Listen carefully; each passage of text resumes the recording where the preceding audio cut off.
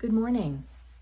I wanted to talk today about something that has come up in some home inspections the last couple of times, and that is buried oil tanks. So we know that those are hazardous. They don't, nobody wants to have a buried oil tank in their yard, but there are ways to make sure that it was taken care of. So if you are looking at a property, part of the buyer's responsibility as well as the buyer agent is to do due diligence.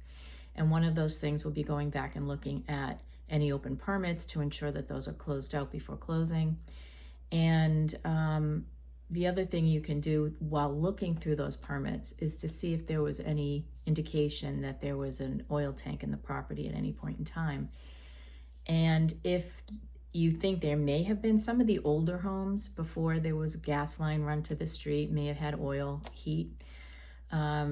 If the tank was in the basement, which a lot of them were, and was removed when they put in gas furnace, no problem.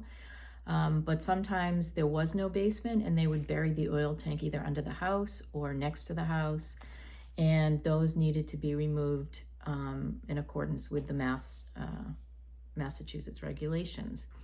So you can look through the permits to see if that was done, and if there's nothing online about that, because some of the towns only go back so far, what you can do is call the fire chief or the fire department in the town and see if they have any record of an oil tank being removed. So that would be a good thing to check on as a buyer.